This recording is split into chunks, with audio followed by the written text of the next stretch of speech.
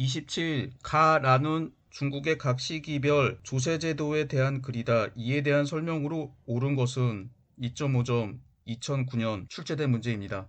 가, 인무 정중, 이 빈부 위차, 수 조용 조지명, 혼연 불견 혹은 현, 기실 병 용조, 이 입우 조야, 나, 유호조 지명, 유전자 출조부, 유호자 출호백, 전지외 부유호의, 다, 미상 감 용조어 조내, 이 부렴 정신 전미, 후세 안지, 위 양세조야, 정신 용조야, 기지 기위 중출지호 지부호, 라 유전 즉 유조, 유호 즉 유조, 유신 즉 유용, 조출곡 용출견, 조출증세면포마, 호지외 부유정의.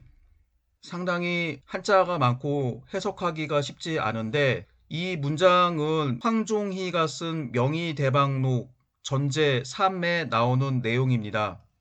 먼저 가나다라에 해당하는 내용의 음을 제가 읽었으니까 해석된 문장을 읽어보겠습니다. 가, 사람들은 정중, 정남과 중남입니다.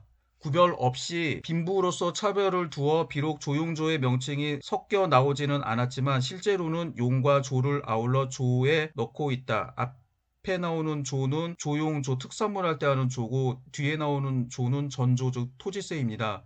나, 호조의 명칭이 있었는데 농토가 있는 자는 조부를 내고 호가 있는 자는 배와 비단을 냈으니 농토 이외에 다시 호구에 대한 세가 있었다.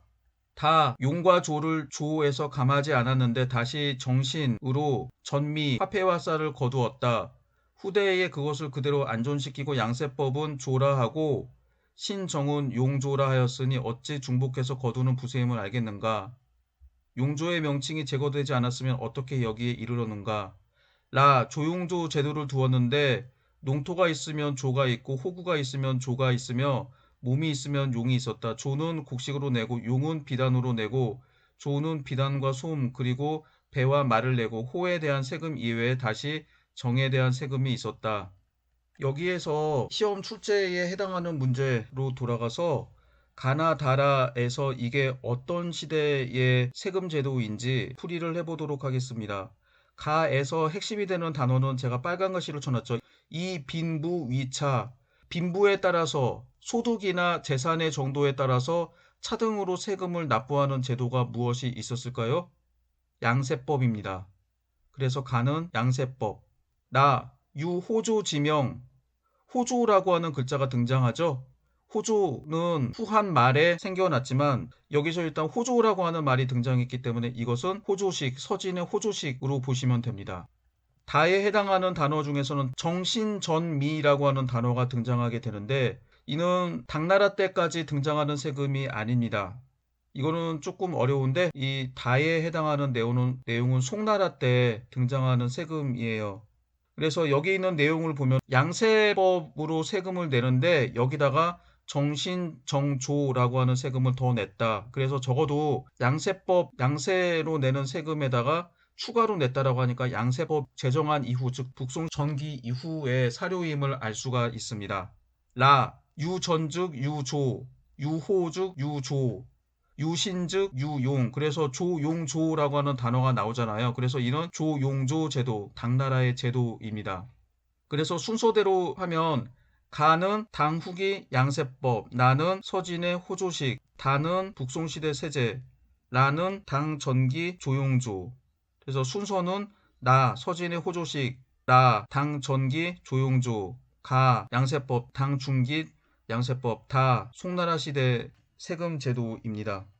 그래서 가나다라를 풀어보면 가는 모병제가 실시되었던 때의 제도이다. 가는 양세법이라고 했죠. 양세법이 실시됐던 당 후반기에는 모병제가 실시되었습니다. 그래서 이거 일단 맞죠. 그래서 답은 1번인데 나는 호조식이라고 했습니다. 절도사가 번진을 통치했을 때의 제도. 절도사가 번진을 통치했을 때는 당 후기인데 나는 서진시대입니다. 그래서 틀리죠. 다는 아까 뭐라고 했었죠? 북송시대라고 했었죠. 송대. 다의 제도는 균전제와 함께 시행되었다. 균전제와 함께 시행된 제도는 조용조 제도인데 북송시대에는 조용조 제도가 없었습니다. 4. 라의 제도는 점전 과전제와 함께 시행되었다. 라에 있는 제도는 조용조라고 했었죠. 조용조는 점전 과정제와 함께 실시된 게 아니라 균전제, 부병제와 함께 실시됐던 제도가 조용조 제도입니다. 시기 순으로 배열하면 나가라다라고 되어 있는데 나라가다의 순서입니다. 그래서 5번도 틀렸고 답은 1번입니다. 호주식에 대해 살펴보도록 하겠습니다. 호주식은 좀 길기는 한데 그래도 한번 읽어볼까요?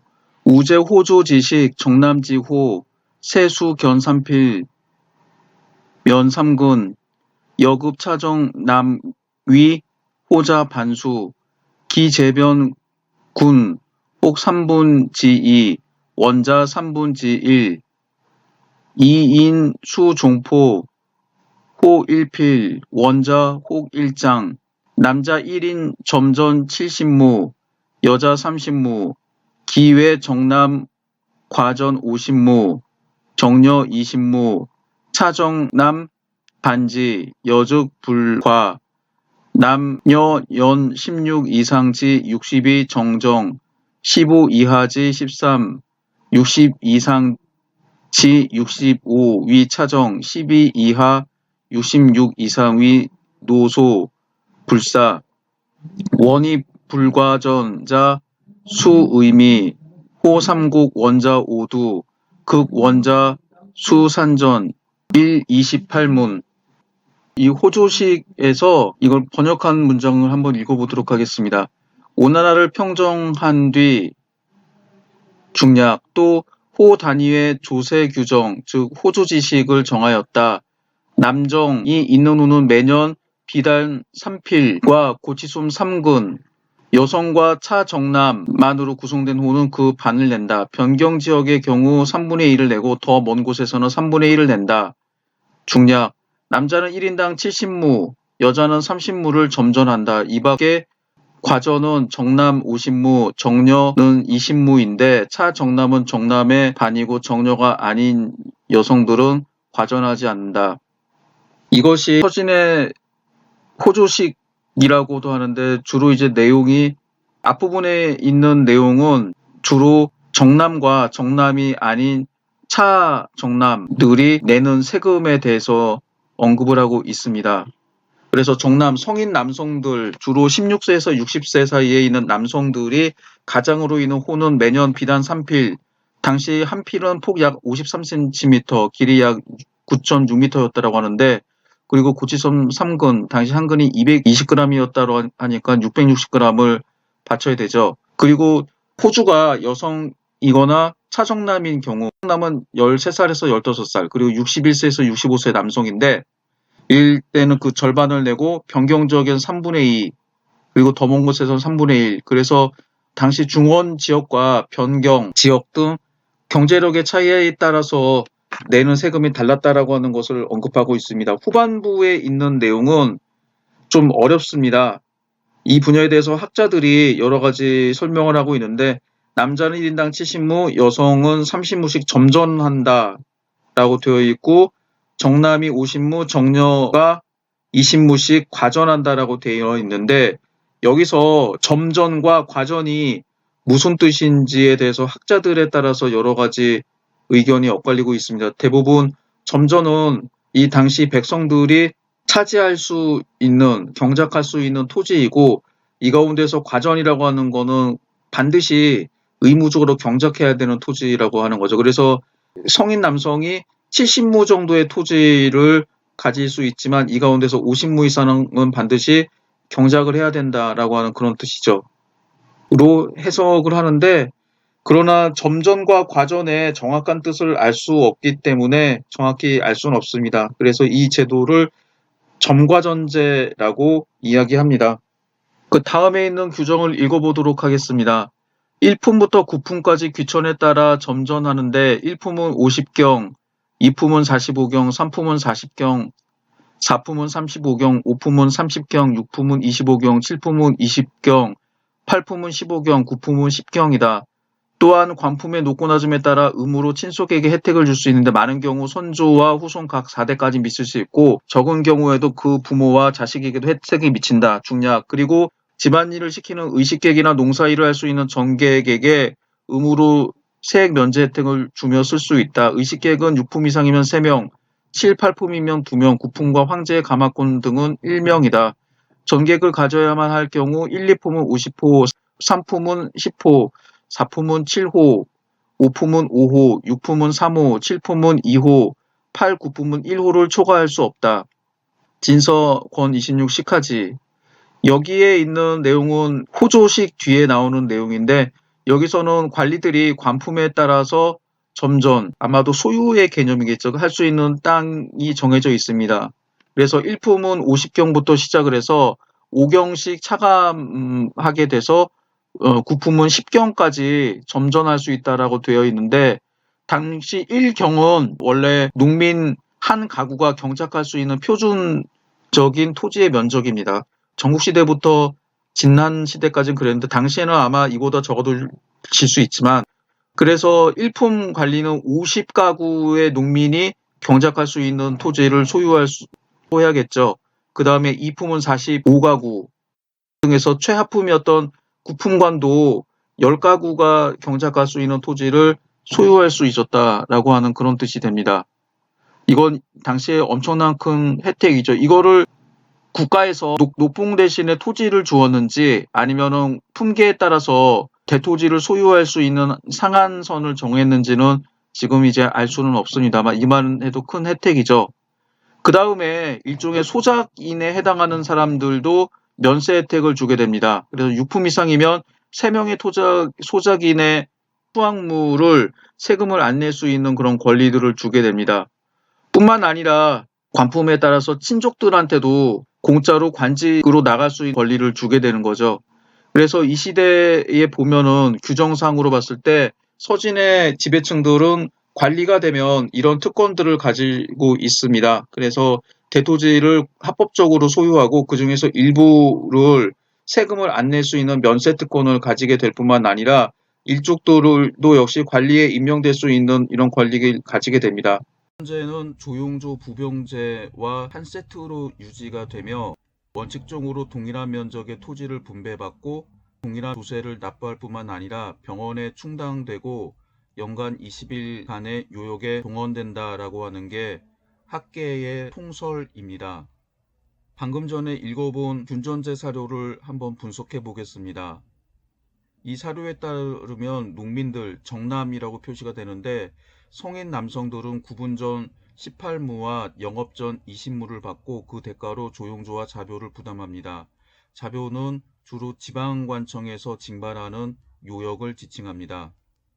결혼한 부부 한 쌍, 당시 사료 용어는 1상이라고 하는데 에게 주어지는 구분전은 사망한 이후 반납해야 하지만 이를 전문용어로 환수라고 합니다. 영업전은 비단과 누에고치 생산을 위해 세습을 인정했습니다.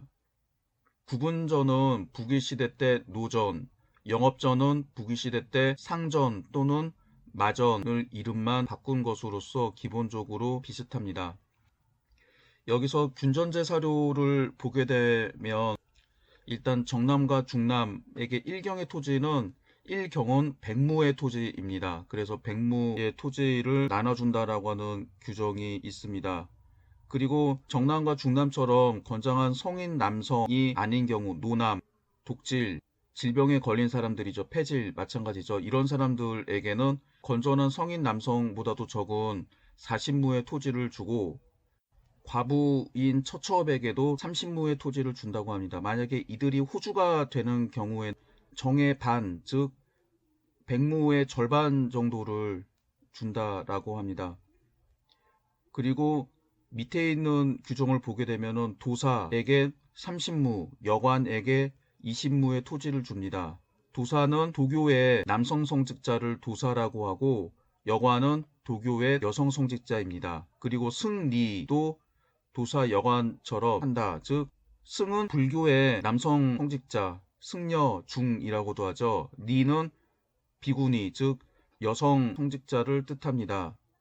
그래서 남자 중에게는 30무, 여성 중에게는 20무의 토지를 준다라고 합니다. 그리고 관호도 백성의 구분전의 절반을 준다라고 하는데, 관호는 해석에 좀 논란이 있긴 한데 관청에 속한 노비와 좀 비슷한 신분에 있는 사람으로 해석을 합니다. 여기서 알 수 있는 거는 일반 건장한 남성들한테 백무의 토지를 주고, 그렇지 못한 노남, 독질, 폐질, 과부, 처처백에도 차등으로 토지를 준다라고 하는 사실을 알 수 있습니다. 이들에게 왜 적게 줬느냐고요? 이들이 건장한 남성들만큼 그 토지를 경작할 수 있는 힘, 노동력이 부족했기 때문입니다. 그래서 이 규정들을 보게 되면은 균전제에서 사람들이 노동할 수 있는 노동량에 따라서 토지를 적절하게 차등 있게 주었다라고 하는 것을 알 수 있습니다. 그리고 좀 특이한 거는 도교와 불교의 성직자들에게도 토지를 나눠준 것인데, 이것은 이 도교와 불교의 성직자들이 시주나 혹은 교인들의 헌금, 기부로 먹고 살지 말고 생산에 종사하라라고 하는 뜻을 담고 있습니다.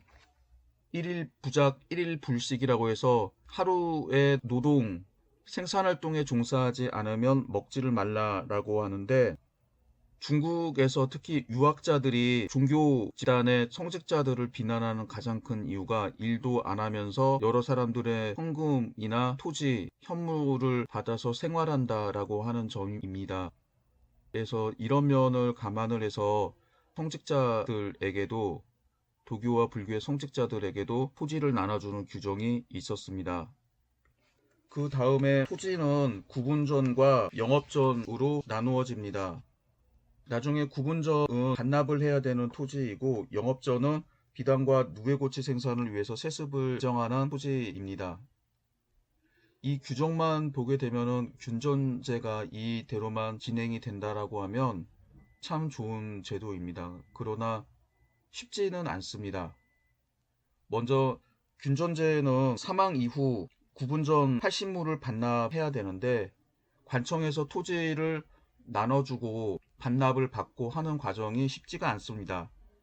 만약에 제가 죽어서 토지를 반납을 해야 되는데 아들이 반납하지 못하겠다고 땡깡을 피우게 되면, 물론 힘이 없는 경우는 관청으로 끌려가서 신나게 얻어 터지겠지만, 그렇지 않고 이 사람이 노비나 주변에 도와줄 사람들이 있어가지고 관청에서 어떻게 할 수 없는 경우, 혹은 관리와 연줄이 다 있는 경우는 이런 게 제대로 될 수가 없죠.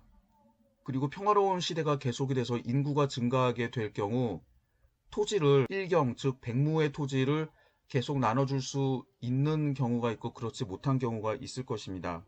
이것도 문제입니다. 그래서 당시 규정을 보게 되면 인구가 많아서 여기서 규정이 되어 있는 토지를 지급할 수 없는 지역을 협향, 반대로 인구가 적고 토지가 많은 지역을 관향이라고 부릅니다.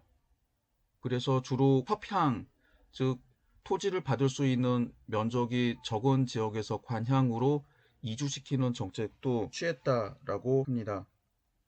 북이 시대부터 국제 시대 때까지 이어졌던 제도 가운데 없어진 것이 노비와 소의 토지를 나눠준 것을 폐지한 것입니다. 노비와 소의 토지를 나눠주게 될 경우 노비와 소를 소유한 사람들이 더 많은 토지를 가지게 되는데, 이런 것들을 없애게 되어서 형평성이 있게 되는 거죠. 그리고 반인영업전이 등장한다라고 하는데, 이게 균전제의 변질로 보기도 합니다.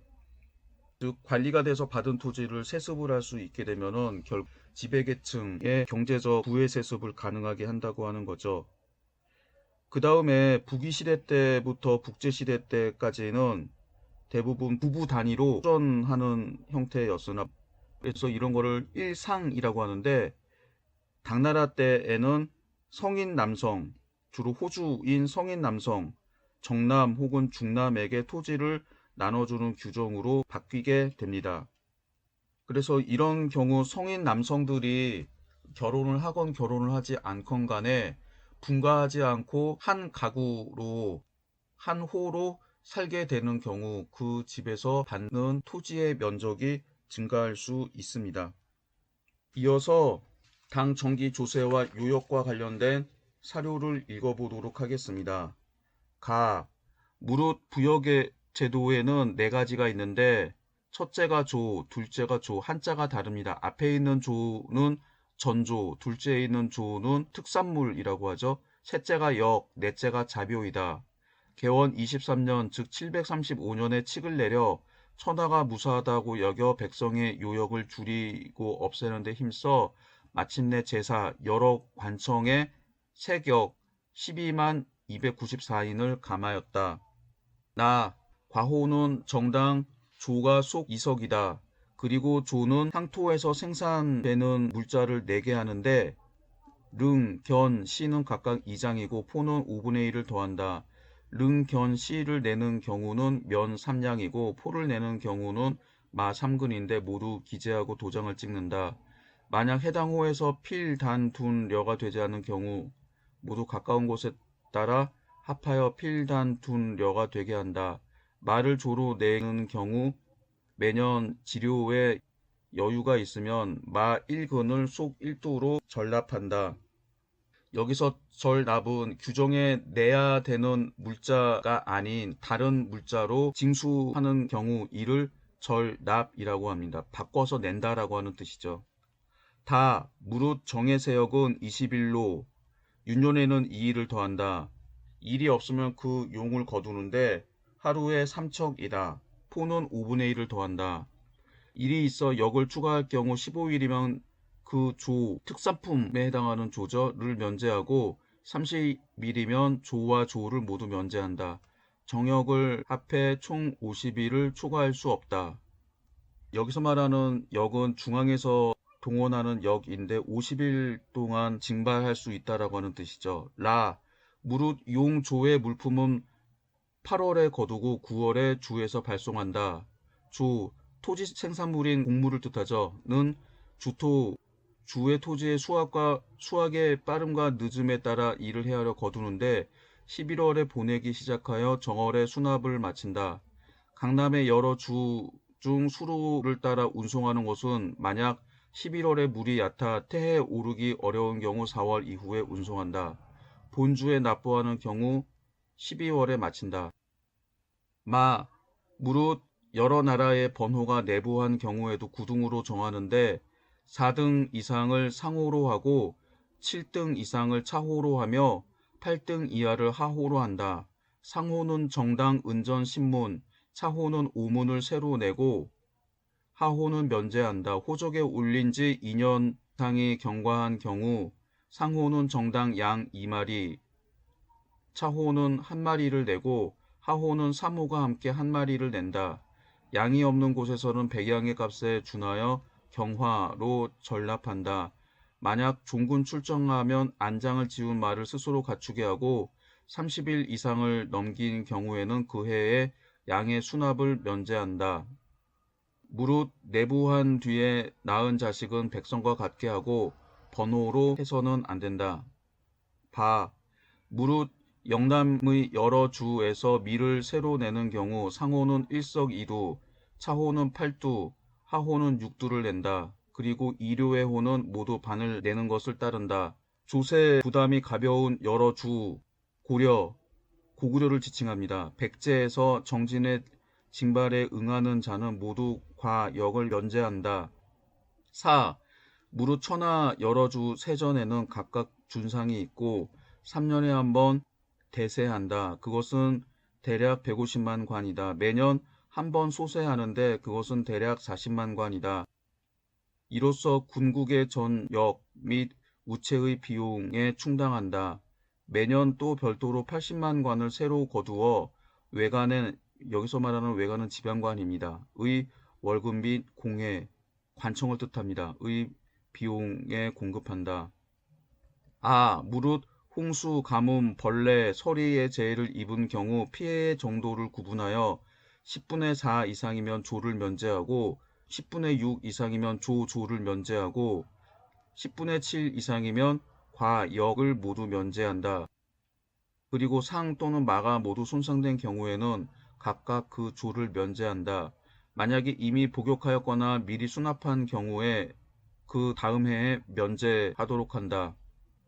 자, 무릇 새로 직장에 붙일 경우 봄에 부족하면 과, 역을 모두 징수하고 여름에 부족하면 과를 면제하고 역은 종사하게 하며 가을에 부족하면 과, 역을 모두 면제한다. 그러나 과, 역을 면제받기 위해 사무 은피한 경우에는 부족에 이르고 늦음에 관계없이 모두 그 해의 과역을 징발한다.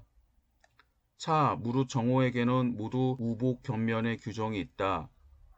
무릇 황종 즉 황실 일족으로 적이 종종에 속한 자 및 제친, 5품 이상의 부조, 형제, 자손 및 여러 종류의 잡다한 직장인, 그리고 효자, 순손, 의부, 절부로 의지와 품행이 향녀에 알려진 경우 주현이 상서성에 보고하여 상서성에서 상주하여 아뢰며 그 향리에 표창하고 호적을 함께하는 사람은 모두 과역을 면제한다. 지극정성으로 따라하는 자에게는 후한상을 더해준다. 규정이 상당히 길지요. 먼저 통설에 따라서 간단하게 설명한 다음에 가부터 차에 해당하는 내용을 분석을 해보도록 하겠습니다. 이 규정을 보게 되면 정남은 속 2석을 조, 토지세입니다.로 납부하고 20일 동안의 여격 혹은 이를 하루에 비단 3척 또는 포 3.75척으로 환산하여 납부하는 것을 용이라고 합니다. 그 다음에 견 2장과 면 3냥을 바치는 조, 그래서 조용조를 부담합니다. 비단이 생산할 수 없는 지역에서는 마포로 대신 납부합니다. 당나라 때 호구 파악을 하는 단어가 수실, 개장, 호족이라고 하는 단어가 있습니다. 수실은 호주가 호구 전택 상태를 이정에게 신고합니다. 그러면은 이정은 그 호에서 보고한 호구와 토지 상황을 다시 향에 보고하게 되고 향에서는 또 이를 모아서 현으로 보고하겠죠. 그리고 현에서 이러한 수실을 모아서 정리한 것을 개장이라고 합니다. 그리고 호적은 토적에 올린 후 3년 동안의 인구 전토의 이동, 급전, 징세에 필요한 사항을 현에서 주기를 한 것을 호적이라고 하고 향 단위로 만들게 됩니다. 그래서 현에서 밑에서 보고한 자료들을 정리를 한 다음에 위에 있는 지방행정기관인 주에 보내고 주에서 다시 중앙정부의 호부에 바치는 절차를 겪게 됩니다. 나에 해당하는 게 조용조의 지급에 관한 규정이고 방금 전에 설명한 거죠. 여기서 다에 해당하는 것이 요역 징발에 대한 내용입니다. 국가에서 만약 요역을 징발할 수 있는 게 20일, 유년에는 22일인데 장성을 쌓는다든지 황제 능을 만든다든지 해서 추가로 15일을 더 징발하게 되면은 조, 즉 비단 또는 마포를 내는 혹은 다른 특산물을 내는 조를 면제하고 30일이 되면은 조에다가 토지세인 조를 면제합니다. 그래서 모두 국가에서 1년에 50일을 동원하게 되면은 자기가 물자로 바쳐야 되는 토지세인 조와 특산물인 조를 면제받게 됩니다. 이거는 어떻게 보면은 50일 자기의 생업을 포기하고 20일은 국가에서 정한 기간이고 30일을 더 추가로 일을 하게 되면은 사실상 농사 짓기가 힘들다라고 생각을 하고 국가 차원에서 30일 동안 추가로 노동한 대가를 제공을 해야 되는데 이것을 돈이나 혹은 물자로 주는 게 아니라 세금 면제 형식으로 해서 계산해 준 거죠. 그래서 어떤 학자들은 조용조에 해당하는 노동의 대가가 모두 50일이라고 보는 사람들도 있습니다. 그래서 이 규정을 보게 되면 국가가 마음대로 노동력을 징발하는 게 아니라 여러 가지 경우의 수에 따라서 그리고 해당 징발 대상자들에게 부담을 줄여주는 방법을 그리고 원칙을 미리 마련했다라는 것을 알 수가 있습니다. 라에서는 용조의 물품을 보내는 규정을 따르고 있는데, 여기서 알다시피 중국 땅이 워낙 넓기 때문에 각 지방의 상황에 따라서 유연하게 대처할 수 있는 규정을 두었습니다. 마에 해당하는 내용은 우리가 일반적으로 당나라의 조세제도를 조용조라고 하는데, 이거는 농민들을 대상으로 한 토지제도와 세금제도입니다. 그런데 생업이, 자기 직업이 농업이 아닌 사람들도 존재할 수 있겠죠. 어업에 종사하는 사람도 있고 사냥꾼도 있고 그 다음에 목축에 종사하는 사람들도 있습니다. 마에 해당하는 규정은 이 가운데서 농업에 종사하지 않은 외국인, 당나라에 정복당했던 지역에 혹은 당나라에 항복해서 당나라 영토 안으로 이주해 온 사람들에 대한 규정입니다.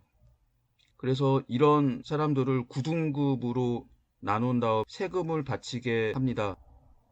그런데 은화를 세금으로 내게 했다라고 하는 게 특징이고, 포적에 올린 지 2년 이상이라고 하는 규정으로 봐서 처음에 2년 동안은 은화로 세금을 내게 하고, 포적에 올린 지 2년 이후에는 차등으로 해서 양을 내게 합니다.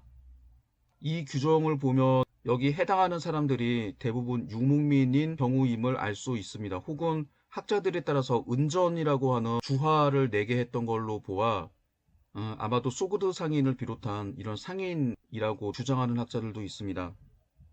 그리고 괄호 안에 있는 규정을 보면은 양이 없는 곳, 즉 양을 기르지 않는 사람들은 백양의 값에 준하여 다른 물자로 바꿔낼 수 있도록 하게 합니다. 그리고 이들이 당나라 군대에 편입돼서 전쟁터에 나가는 경우 자기가 탈 말을 스스로 준비하게 되죠. 30일 이상이 넘긴 경우에는 양의 수납을 면제한다. 이거는 이들한테 바치는 세금을 면제한다라고 하는 뜻입니다. 그래서 유목민들에게 평소에는 생업에 종사하고 은 또는 양을 세금으로 내게 했다가 30일 이상 전쟁에 종군하게 되면은 그해 내야 되는 세금을 면제해주는 규정을 만들었습니다. 대부분 전쟁이 30일 이전에 끝날 가능성은 없겠죠. 그래서 전쟁에 종군하게 되면은 기본적으로 그 해에 세금을 면제를 받는다라는 조항으로 해석됩니다. 다 규정을 보게 되면 영남 지역에서 세금을 내는 규정, 영남, 그 다음에 이료, 그 다음에 고구려 백제에 대한 내용이 나옵니다. 영남 지역에서는 이거를 쌀로 해석을 할 수도 있고 껍질을 깐 곡물로 해석을 할 수 있는데, 쌀로 보는 게 더 나을 수 있겠죠. 세로 내는 경우 상호는 일석이루, 차호는 8두, 하호는 6두를 낸다라고 되어 있습니다. 이거는 균전제 일반적으로 농민들이 내는 세금보다 훨씬 더 적다라고 하는 것을 알 수 있습니다. 그리고 이료라고 하는 단어가 나오는데, 이는 오랑캐 이자인데 이 료자는 당시 검남도, 산남, 동도, 서도 지역에 있었던 장강 중상류 지역에 있었던 이민족입니다. 그 지역에 살고 있던 이민족, 장강 중류에 살고 있는 이민족을 만이라고 하고, 장강 상류 지금의 사천성 지역에 살고 있었던 이민족을 료라고 하는데, 이들에게는 아마도 영남에서 내는 세금의 절반씩 내게 한다라고 하는 규정이 있음을 알 수 있습니다. 그리고 다음 보면은 여러 주 가운데서 경세, 즉 세금 부담이 가벼운 지역, 세금 부담이 가볍다라고 하는 거는 조용조를 납부하는 그 부담보다 적은 지역이라고 하는데, 마와 바에 있는 지역들이 해당이 되겠죠. 그래서 이런 지역에서, 그리고 고구려 백제에서 정진의 징발에 응하는 자는 군인이 된다라고 하는 겁니다. 그래서 과역을 면제한다. 그래서 조용조 세금을 모두 면제한다라고 하는 뜻입니다. 이 제도 규정을 보게 되면은 마와 바에서 균전 농민이 내는 조용조 세금보다 적게 내는 사람들은 세금의 형평성이 있죠. 그래서 형평성 부담을 갖게, 제가 볼 때는 같은 거는 아닙니다만 하기 위해서 이들을 세금 부담을 줄여주게 되고, 이들 가운데에서 군인으로 차출하게 되는 경우는 고용조 세금을 전부 다 면제해 줬습니다. 여기서는 징발에 응하는 자라고 해서 마치 자발적인 조치로 꾸며놨지만 실제적으로는 국가가 야, 너 군대 가라고 하면 강제적으로 군대를 가야 되는 그런 예입니다. 여기서 하필이면 고구려와 백제 사람들이 등장하고 있는 게 좀 슬픕니다. 당 전기와 후기 정치사에서 제가 뭐 일부러 고구려 유민들의 활약을 중간중간에 약방의 감초처럼 집어넣었습니다. 지금 구당서와 신당서에 보면 고구려와 백제 출신 유민들 가운데서 활약했던 인물들이 몇 명 보입니다. 가장 유명한 게 중앙아시아 지역을 제패했던 고선지 장군, 당나라의 가장 큰 골칫덩이였던 토번을 격파한 백제 출신 명장 흑치상지, 당 현종의 측근으로 활동을 했던 왕모중, 안사의 난 때 반란을 평정하는 데 공을 세웠던 왕사례, 그리고 열전에는 없지만 흑치상지와 함께 활동을 했던 사타충의 등등이 있습니다.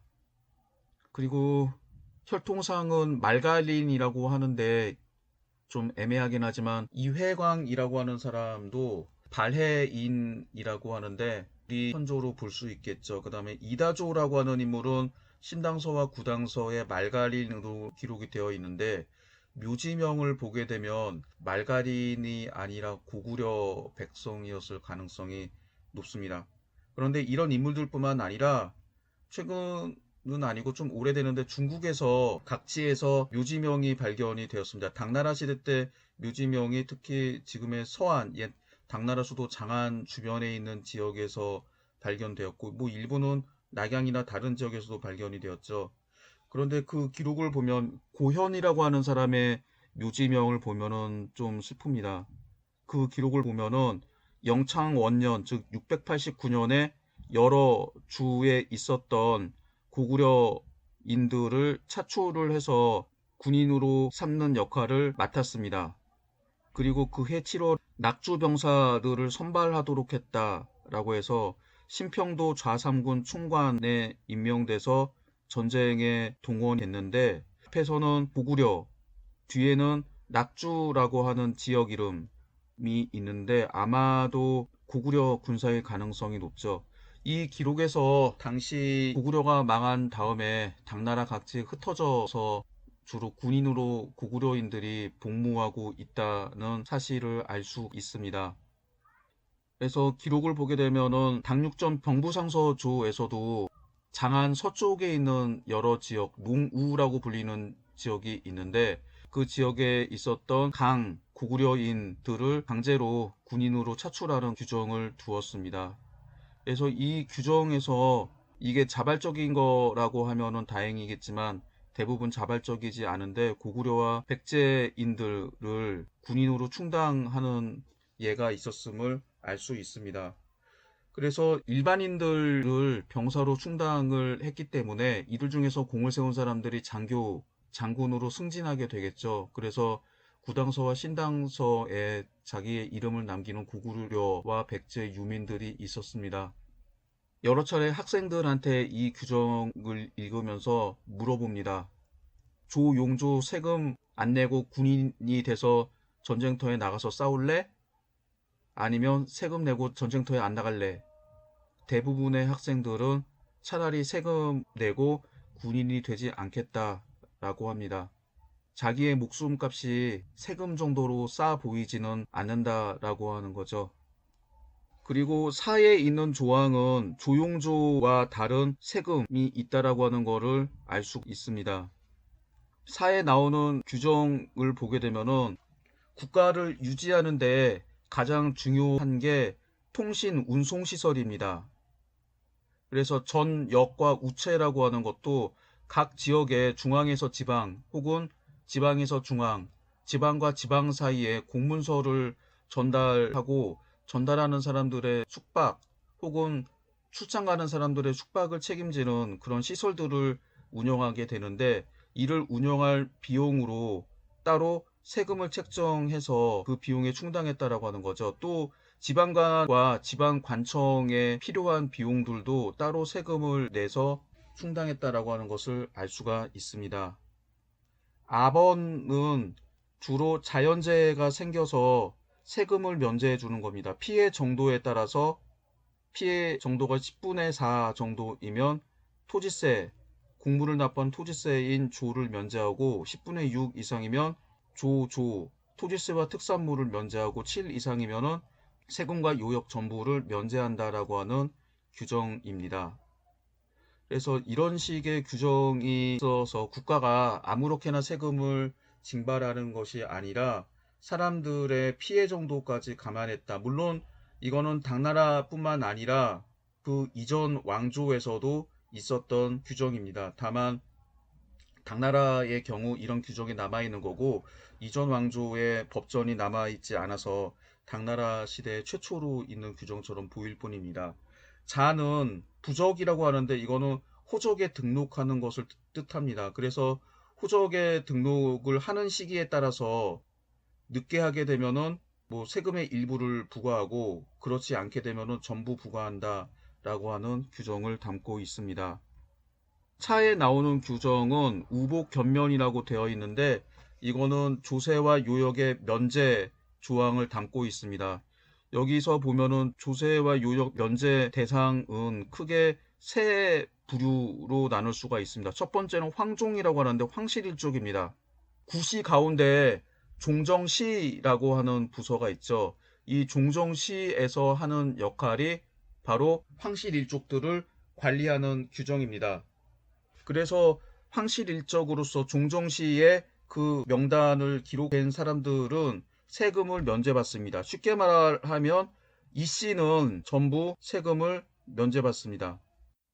그래서 원래 당나라 황실은 농서이 씨라고 하는데 농서이 씨 그리고 제가 읽었던 기록을 보면 조군이 씨도 황실로 간주해서 면세 혜택을 주었다라고 합니다. 그 밖에 혈통적으로 성으로 이 씨는 아니지만 도교 성직자들도 면세 혜택을 받게 됩니다. 이는 당나라의 황실이 노자의 후손이라고 자칭을 했기 때문에 노자는 이빙이라고 해서 이씨성이었다라고 하는데 이 때문에 노자를 받드는 즉 도교의 성직자들도 종실로 간주해서 이들에게도 세금 면제 혜택을 주게 됩니다. 두 번째는 관리들 가운데에서 5품 이상의 관리들의 할아버지, 아버지, 형제, 자손 이런 사람들. 그 다음에 직장인이라고 하는데 이 직장인이라고 하는 뜻은 정식 관리는 아니고 관청에서 근무하는 사람들입니다. 이들은 무보수로 요역의 형태로 활동을 하게 되는데 그래서 이런 사람들에게도 세금 면제 혜택을 주게 됩니다. 이게 두 번째 부류. 세 번째 부류는 육아에서 도덕적으로 뛰어나다라고 하는 사람들, 효자, 순손, 의부, 절부 이런 사람들, 그리고 이제 품행이 뭐 좋다라고 하는 이런 사람들에게도 면제 혜택을 주게 됩니다. 이 세 가지 부류의 사람들이 면제를 받고 또 다른 기록에는 외척과 관악의 학생들도 역의 면제 대상이 되었다라고 하고 그다음에 환과 고독, 즉 늙은 호랍이, 과부, 고아, 자식 없는 노인, 그리고 부고, 객녀, 노비 이런 사람들에게도 세금을 부과하지 않았다라고 합니다. 그래서 생각보다 당나라, 물론 당나라 이전에도 마찬가지였겠지만은 세금을 내지 않는 사람들이 상당히 많았습니다. 여기서 5품 이상의 이걸 고관이라고 해야 될까요? 5품 이상의 관리들에게도 자기를 기준으로 위로 2대, 밑으로 2대에 해당하는 사람들한테도 세금과 요역을 징수하지 않는다. 이게 일종의 계급사회의 큰 특징이죠. 그래서 제가 수업 시간에 중국에서는 관리가 되어야 지배층 혹은 지배 계급이 된다라고 말했습니다. 그렇게 말한 이유가 바로 여기에 있습니다. 그래서 지배층이 되면 본인과 가까운 가족들이 세금과 요역을 내지 않는 특권을 가지게 됩니다. 이게 중국 제도의 기본입니다. 이 중국 제도를 이어받은 우리나라, 뭐 고구려 백제 신라는 알 수 없습니다만 적어도 고려와 조선 시대 특징이죠. 유럽의 예와 비교하게 되면은 유럽에서도 나라마다 차이가 있긴 합니다만 기본적으로 지배층들이 쉽게 말하면 중세 유럽의 영주, 귀족들 혹은 뭐 그 전에 있었던 로마 제국의 지배층도 마찬가지인데 대부분 세금을 납부하는 데 비해서 중국에서는 세금과 요역을 납부하지 않습니다.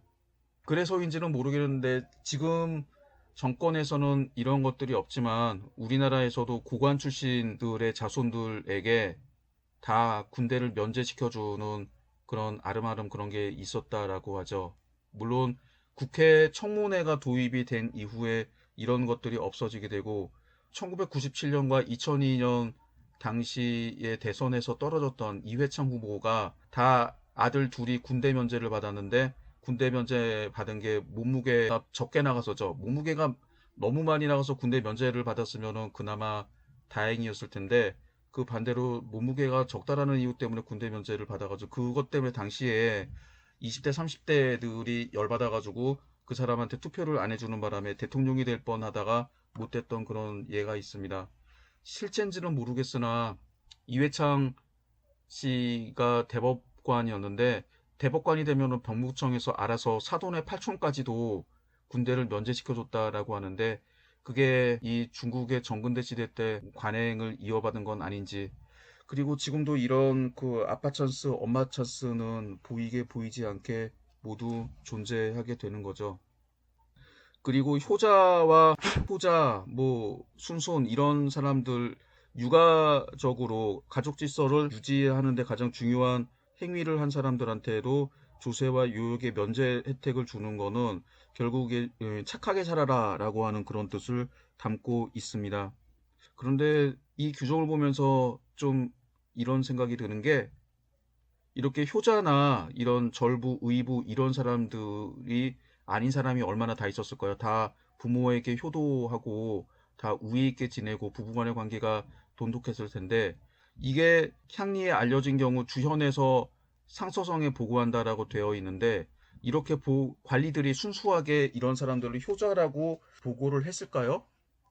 여기에서도 관리들의 부정부패가 있었고 그리고 똑같은 효자라고 하더라도 지방에서 영향력이 큰 그런 토호들과 일반 가난한 백성 사이에도 이런 혜택을 받을 수 있는 사람이 상당히 적었을 것입니다. 여기서 이런 규정을 보게 되면은 강남과 영남 지역, 특히 영남 지역에서 세금이 서로 달랐다라고 하는 것을 알 수 있습니다. 그래서 교육상으로는 당나라의 특히 당나라 정기의 조세제도는 조용조라고 설명하지만 지역마다 차이가 너무나 심했습니다. 같은 중국 본토 안에서도 화북지방과 강남, 영남이 달랐고 그리고 당나라는 주변에 있는 이민족을 정복을 했기 때문에 묵충민이나 소그르 상인에게도 내는 세금이 전부 다 달랐습니다. 당나라에게 정복당한 고구려와 백제 유민들도 마찬가지고 그래서 일률적인 제도가 아니라 각각의 상황에 맞는 다양한 조세와 요역 부과가 있게 됩니다. 그래서 현종 시기 강남은 즉 토지세인 전조는 속으로 내지 않고 마포로 대납을 시킵니다. 그리고 구등호로 나눠서 8등호는 정마다 3단 1장, 구등호는 2단 2장, 평균 1정당 3단으로 납부하게 합니다. 여기서 여러분들이 질문을 해볼 수가 있죠. 왜 곡물로 내지 않고 마포로 대납하게 하나요? 예, 이 질문에 대해서 답변을 해보면 중국이 땅이 엄청나게 큽니다. 그리고 이 당시에 강남 지역이 점차적으로 그 지역에 있는 황무지나 늪지들이 논으로 개발이 되고 있는 벼를 재배하는데 벼가 보리나 밀보다 단위 면적당 생산량이 훨씬 더 많습니다.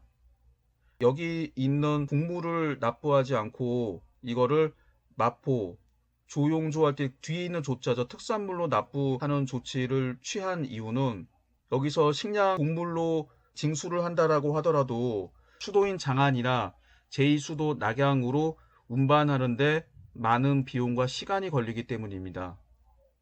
그래서 이 지역에 있는 사람들에게는 곡물로 납부하지 않고 직물류로 납부하는 규정을 두었습니다. 이건 나중에도 설명을 하게 될 텐데 이게 조용조 제도가 규정대로 지켜진 게 아니라 좋게 말하면 융통성 있게 나쁘게 말하면 자의적으로 파괴되는 이런 모습을 보이게 됩니다. 이미 전환시대 때 지금의 강소성 북부 연운항시에서 발견이 됐던 윤만한간이 있는데, 윤만한간은 당시에 강소성 북부 지역에 있었던 동해구의 호구 통계입니다. 이 호구 통계를 보게 되면은 마찬가지로 동해군에서 중앙정부로 바칠 때 곡물이 아닌 동전으로 바쳤던 것을 알 수가 있습니다. 수도 장안에서는 동해군만 하더라도 강남 정도까지는 아니지만 수도 장안에서 엄청나게 먼 지역이었는데, 이렇게 먼 지역에 있는 곡물을 운반하는 것보다 중간에 썩거나 운반하는 사람들의 식량으로 사용하게 되면 줄어들게 되죠. 그러는 것보다 운반하기 상당히 쉬운 직물료로 납부해서 징수하는 게 국가 재정에 도움이 된다라고 생각을 해서 토지세를 곡물이 아닌 다른 물자로 바꿔서 내게 했습니다. 그 다음에 영남 지역은 호 단위로 미를 세금으로 부과하게 됩니다. 이는 규정 바에서 알 수 있는 거죠. 그런데 이거는 토지의 주곡작물, 다른 지역에선 속이라고 해서 좁쌀 혹은 보리 이런 작물을 재배하는 데 비해서 영남지방, 지금의 광동성, 광서성 지역에서는 쌀을 재배하기 때문에 이 지역이 지금도 아열대 지역이어서 저도 홍콩, 광주 그런 지역을 가봤는데 겨울에도 상당히 따뜻합니다. 그래서 이런 것들을 재배하고 생산물에 세금을 매기는 제도가 화북지방, 좁쌀, 보리, 밀을 재배하는 지역과 세금이 달랐다라고 하는 것을 알 수 있습니다. 지금 보시고 있는 지도는 세금을 납부하는 지역과 그렇지 않은 지역을 표시한 것입니다. 그래서 우리가 생각하는 것과 달리 중국 당나라, 물론 당나라 이전의 여러 나라에서도 조세제도가 한 직업, 즉 농민을 해당하는 직업이고 지역마다 모두 일률적으로 적용한 게 아니라 그 지역의 생산 수준에 따라서 달리 적용했는데, 당나라의 경우 그런 규정이 좀 노골적이고 보다 예외 규정이 많았다라고 하는 것을 알 수 있습니다. 자묘는 지방관이 시키는 요역인데 40일 이내라고 합니다. 수전 여부와 상관없이 16세 이상의 중남에 부과하게 되고, 정정, 즉 정남을 기준으로 하면 40일 이상 동원되면 특산물인 조를 면제하고 70일 이상이면 조, 즉 곡물로 납부하는 토지세와 특산물 조 두 개를 면제합니다. 100일 이상이면 조조역을 면제한다라고 합니다. 여기서 여러분들이 국가에서 노동 징발하는 대가로 세금 면제 혜택을 주고 있다라는 것을 알 수 있는데, 세금을 안 내니 마치 특혜처럼 보이게 되는데 대신에 자기의 생업에 종사할 수 없기 때문에 이런 경제적인 피해가 생기기 때문에 반드시 좋은 거는 아닙니다. 차라리 세금을 내고 이런 노동력 징발 혹은 군역에 동원되지 않는 게 최고로 좋죠. 다음으로 세격에 대해서 살펴보겠습니다. 세격은 자벽, 잡임이라고 하게 되는데, 문부, 진가수수, 역가, 역자, 도자, 봉자, 목자, 방각, 소복, 백직, 집의, 읍사, 장신, 이정, 촌정, 방정이라고 합니다. 쉽게 말하면은 국가에서 하는 여러 가지 일을 맡아서 하는 사람들을 세격이라고 합니다. 문부라고 하는 거는 성문을 지키는 사람들, 문직이겠죠. 진가수수는 주로 나루터에서 근무하는 사람들, 선원이겠죠. 주로 관선을 끄는 이런 인부를 뜻합니다. 역가와 역자는 말을 갈아타거나 숙소를 제공하거나 이런 역할을 하는 이 역에서 근무하는 사람들. 도자는 나루터에서 근무하는 사람들. 봉자는 봉화와 관련된 일을 하는 사람들. 목자는 국가의 목장에서 일을 하는 사람들. 그 밖에 관리들의 수종을 드는 사람들이 방각 이하에 있는 사람들이고, 그 가장 하층 조직이었던 리에서 일을 하는 리정과 촌정, 방정, 이런 사람 지금으로 치면은 이장이나 통반장 같은 사람들인데, 이런 사람들을 정식 관리로 임명해서 봉급을 준 것이 아니라 이들은 별정직입니다. 이런 일을 하는 대가로 세금을 면제해 주게 되지만 반대로 말하면 자기 생업을 포기해야 되는, 그래서 이 세격이라고 하는 게 상당히 부담이 돼서 나중에 송나라 시대 때도 왕안석이 개혁을 할 때 이 세격 제도를 없애려고 혹은 다른 걸 대체하려고 했었습니다. 그래서 현종 때에도 이런 데 징발을 면하는 대가로 물자나 동전 같은 것을 내는 제도가 있습니다. 일종의 대역전이라고 할 수 있겠죠. 그래서 현종 시대 때부터 고용제, 정부에서 이런 대역전을 받아서 사람을 사서 운용하는 방식으로 바뀌게 되었다라고 합니다. 그리고 이보다 중요한 거는 앞에서 본 규정의 세금 조용조 이외에 그리고 각 지역에 그리고 이민족들한테 부담하는 세금 제도가 있었는데 이 규정에는 없지만 호세와 지세가 있었습니다. 호세는 자산을 기준으로 매기는 세금인데 호를 구등급으로 나누어서 관료들의 복록, 관청비용, 군사비, 역전, 우체비용을 부담하게 했다라고 합니다. 이건 앞에서 약간 모호하긴 한데 사 부분에서 이런 내용이 일부 좀 보이기는 하죠. 지세는 흉년에 대비해 구황의 목적으로 경지 면적에 따라 1무당 2승을 부과하게 됩니다.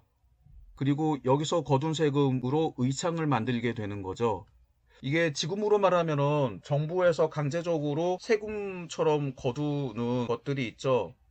직장을 가진 사람이면은 반드시 내야 되는 고용보험, 소득이 있는 경우 월급장이들은 원천적으로 징수당하는 국민연금, 의료보험 이런 것들이 있습니다.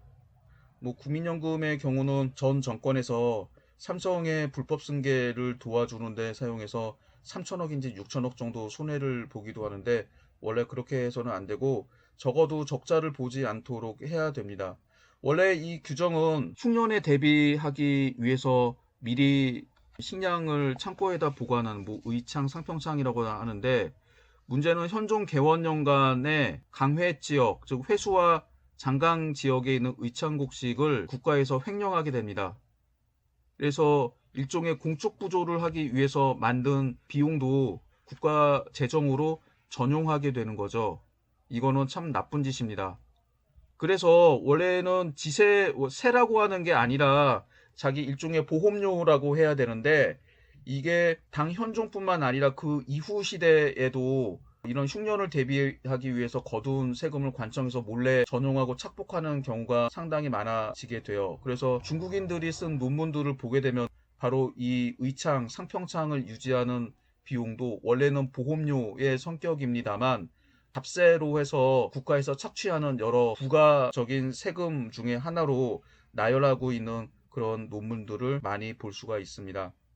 천보년간 지세가 1240만 석, 도속이 1260만 석, 강남 조포가 570만 단, 이거를 속으로 환산하면 1640만 석이라고 합니다. 그래서 이런 세금이 상당히 많았습니다. 제가 이런 조용조 이외에 다양한 세금이 있었다라고 하는 거를 강조하는 거는 국가 체제를 유지하는데 세금을 걷어야 되는데 사료에서는 너무나 간단하게 조용조 당나라 정기의 세금 제도는 조용조다라고 하는데 조용조 이외에도 너무나 다양한 세금이 있었고 조용조도 지방에 따라 화북지방과 강남, 영남 이 세 개 지역이 달랐고 농업에 종사하는 중국인 한족이 아닌 이민족들 여기에는 우리의 옛 조상인 고구려와 백제 유민도 포함이 됩니다만 이런 사람들에게도 다른 식의 조세 제도와 군역 제도로 운영했다라고 하는 것을 이야기해 드리고 싶었습니다. 그래서 일본 학자들의 영향으로 율령 하는데 율령의 규정에 없는 세금들도 자꾸 만들어내고 했던 게 당나라 시대였습니다.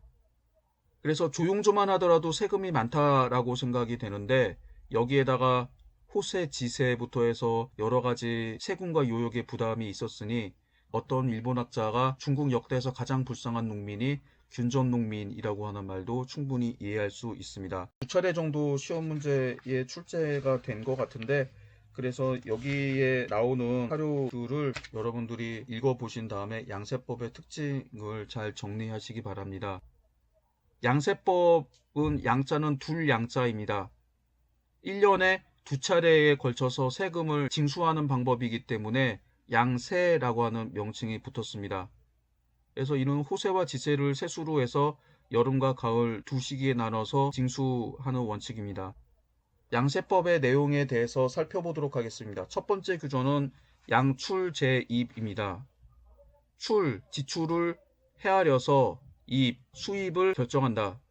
지출할 경비에 따라서 세입을 정한다라고 하는 뜻인데, 정부는 대략 14년, 즉 779년 각지에서 보고한 재정 수입과 중앙 재정 지출의 실제 액수를 근거로 총 예산을 세우고 다시 그 예산에 근거해서 각 주현에 배정할 액수를 확정하게 됩니다. 두 번째, 거주지 등록의 원칙. 전국의 백성을 주호와 객호로 나누지 않고 현재 거주한 지역의 호적을 등기합니다.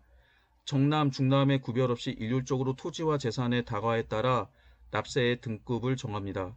고정적으로 거주하지 않은 행상도 소재 지역의 주현에 등재하고 30분의 1의 자산세를 납부하도록 합니다.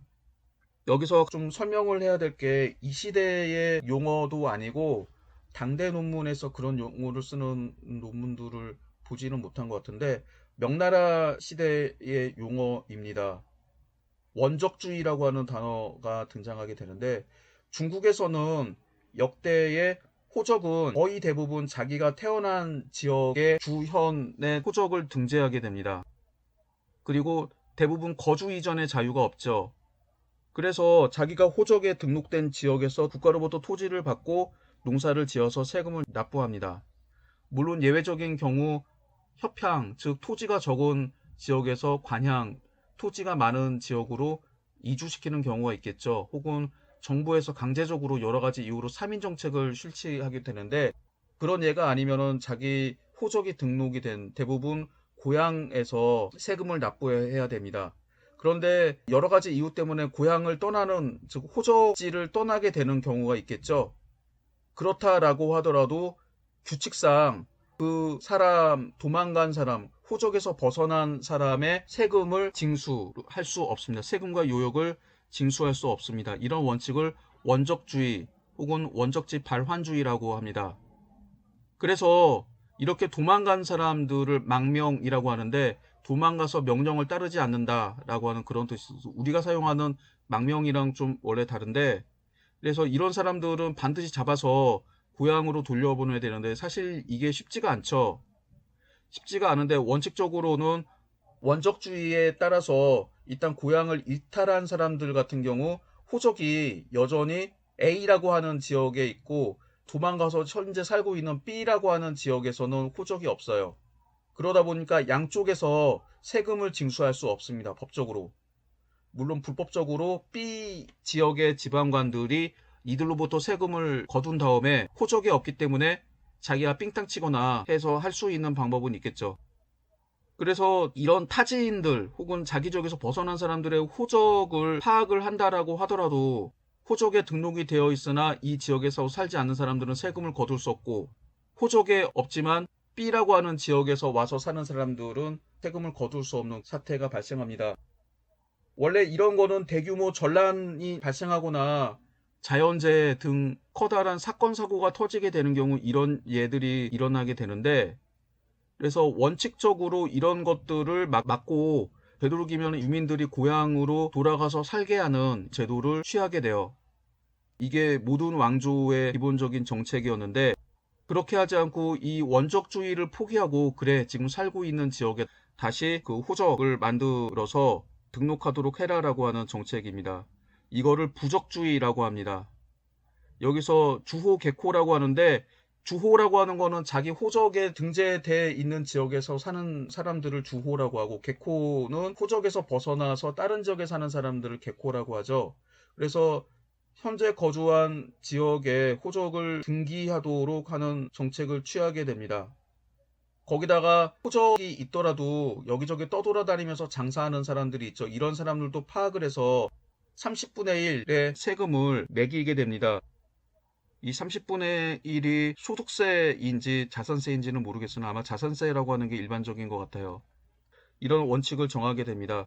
중국 역사에서 제가 중국 역사를 모두 아는 것은 아니겠습니다만 외지인들, 자기 본적을 떠난 사람들이 현 거주지역에 호적에 등재해서 세금을 납부하게 하는 조치가 적어도 한 3번, 최소한 3번 정도 있었습니다. 첫 번째가 동진 남조 시기에 교주 9년이라고 해서 강남 지역으로 이주했던 사람들을 따로 자기의 원래 본적지는 화북지방이지만 그 본적지에 있는 사람으로 해서 호적을 따로 두게 돼서 세금 면제를 했던 있었죠. 이거를 백적이라고 합니다. 그래서 백적에 등재되어 있던 사람들을 정식으로 현재 거주지의 호적으로 등재하게 되면서 이들로부터 조세와 요역, 군역을 진수하는 조치를 취하게 되는데 이를 토단이라고 해요.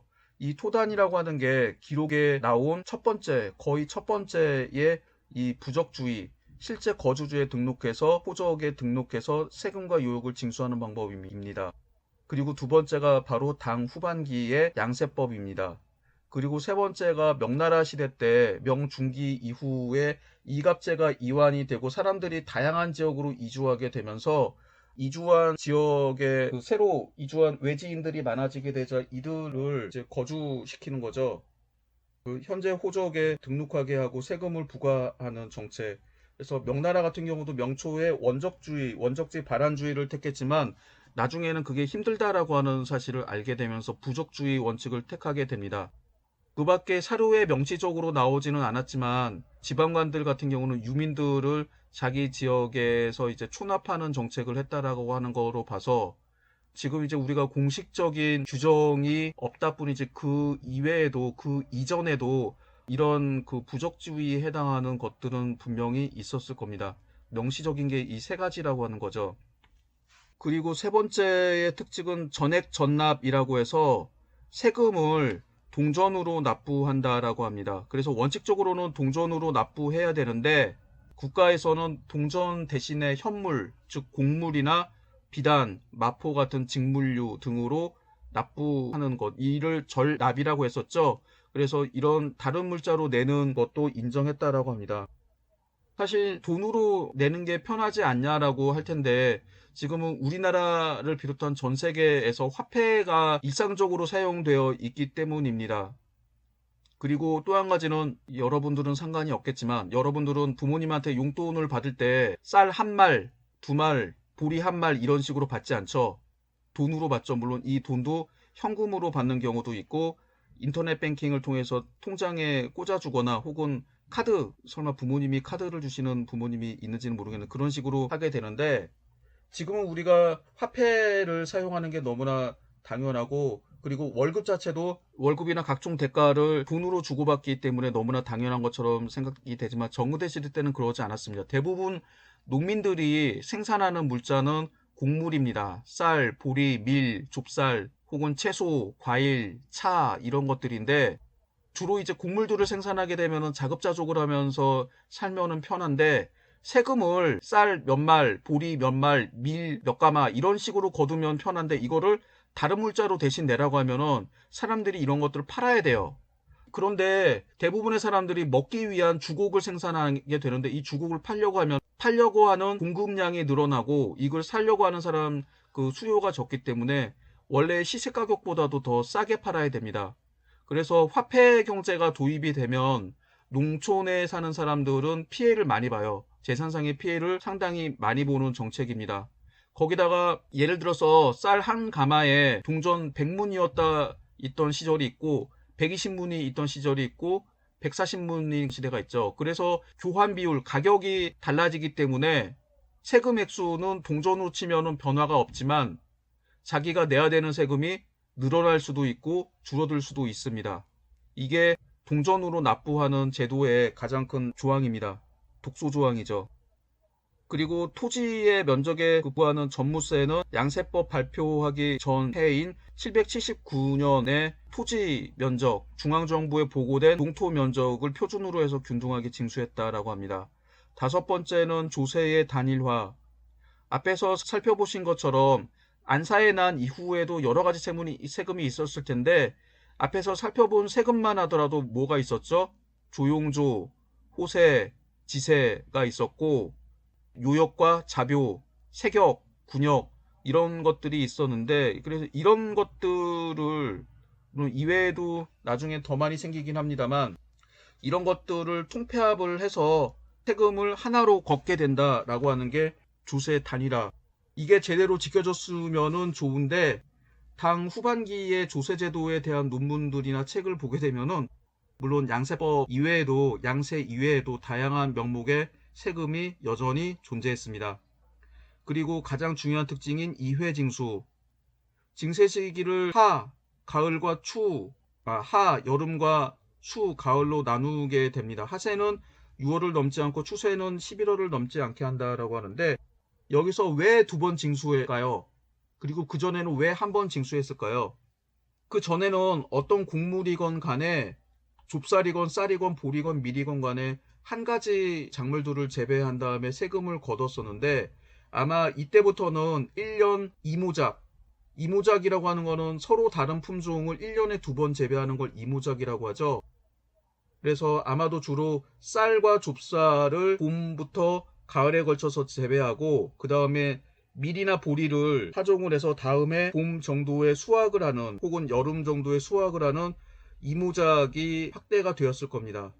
어떤 개설서를 보게 되면은 이미 당나라 시대 때 2년 3모작, 2년에 걸쳐서 3번 수확하는 제도가 있었다라고 하게 되는데, 여기서 가장 중요한 포인트가 보리와 밀입니다. 보리와 밀이 빠르면 봄, 늦으면 여름에 수확을 할 수 있는 거죠. 그래서 이 타이밍을 잘 맞추게 되면은 보리나 밀을 심고, 그 다음에 벼나 좁쌀 같은 수수, 수량, 기장 이런 것도 포함이 됩니다만, 이런 작물을 재배하면은 1년에 2번 수확을 거둘 수 있습니다. 그런데 문제는 이 시기만 그랬을까? 이전에 있는 사료들을 보면은, 특히 삼국시대에 있는 자료들을 보더라도 이미 조조가 동군태수로 활동했을 때 보리를 재배하고 그런 기록들이 나오고, 마찬가지로 이런 기록들은 촉나라 같은 경우도 그런 기록들이 나오는데, 아마 그 전에는 이런 주곡이었던 좁쌀이나 쌀, 수수, 기장, 작물들 하나만 세금으로 징수하고, 보리 징수는 아마 그냥 눈 감아주고 너희들의 개인적인 수입으로 해라 라고 했던 것 같아요. 근데 이 시기가 되면은 그것이 아니라 재배하는 작물들 모두에 대해서 세금을 더 거두게 됩니다.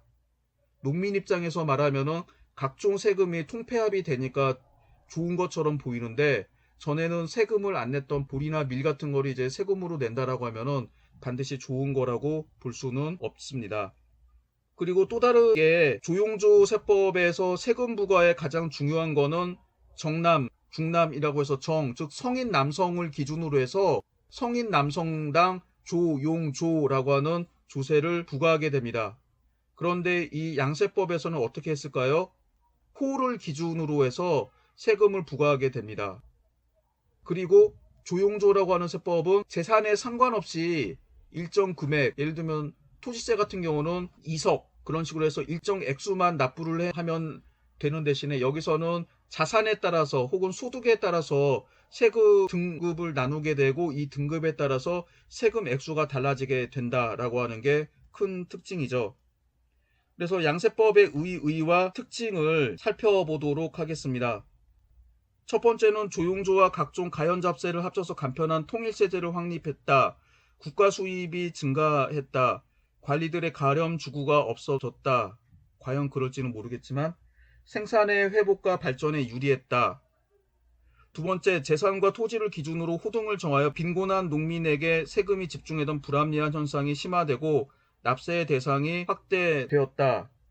세금을 보다 공평하게 만들어서 있는 사람들한테 더 거두고 없는 사람들한테 덜 거뒀다라고 하는데, 과연 중국뿐만 아니라 모든 나라에서 그랬을지, 적어도 유럽은 어떤지 모르겠습니다만, 어차피 결과는 부담이 관리나 토호들이 내야 되는 세금이 일반 보통 사람들한테 전가되는 게 중국과 중국의 제대로 이어받은 고려, 조선, 우리나라에서도 있던 현상입니다.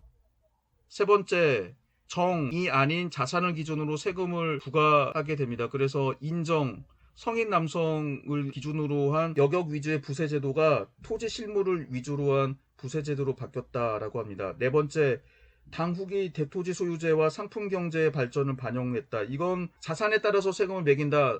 토지를 많이 가진 사람들이 생산량이 많으니까 당연히 세금을 많이 내라. 그리고 세금을 동전으로 징수하게 됐다라고 하는 게 상품 경제를 반영한다라고 하는 거죠. 그리고 국가 재정 수입 확대에 기여했다라고 합니다. 여기 나오는 1, 2, 3, 4번은 원칙적인 내용이고, 사실 변칙적인 내용은 상당히 많았습니다.